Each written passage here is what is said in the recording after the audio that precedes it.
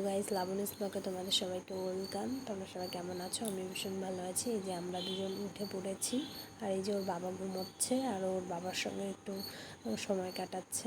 তারপরে ওর বাবার কাছে রেখে আমি হাত মুখ ধুয়ে তারপরে আমি মাথাটা হাসড়ে দিচ্ছি।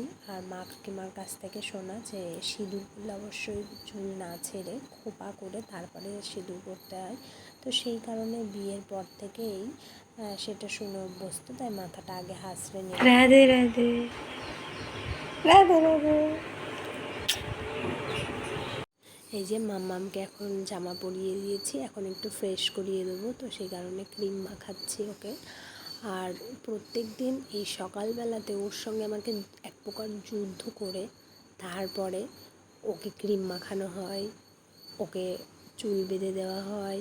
তুমি কি বলবো আর, কিছু বলার নেই। দেখতেই পাচ্ছ তোমরা ও এখন কি শুরু করেছে। তারপরে ওকে খাওয়ানোর সময় ওর অন্য কোনো সময় জ্বালা নেই, ওর শুধু খাওয়ানো।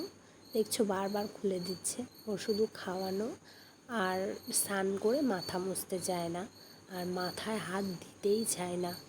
দেখতেই পাচ্ছ ওকে সুন্দর করে রেডি করিয়ে দিলাম। এইবার দেখো টিপ পরতেই চায় না। যাই হোক, আমি ওকে শুয়ে ধরে পাকলে টিপটা পরিয়ে দিলাম। দেখতেই পাচ্ছ কেমন ট্যাড়া ব্যাকা হয়েছে। তারপরে ওকে পাউডার দিয়ে দিচ্ছি। তারপরে এই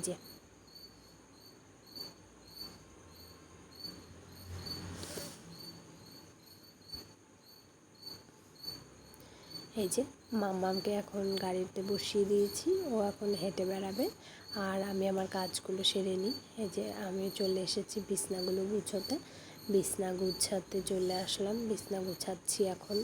আর তাড়াতাড়ি বিছনা টিছনা গুছিয়ে নিয়ে তারপরে আমি এখন চলে এসেছি রান্নাঘরে এসে তারপরে মাম্মামের জন্য এখন দুধ গরম করছি, কারণ সকালবেলাটায় ওকে দুধ খাওয়ানো হয় ল্যাকটোজেনের সাথে।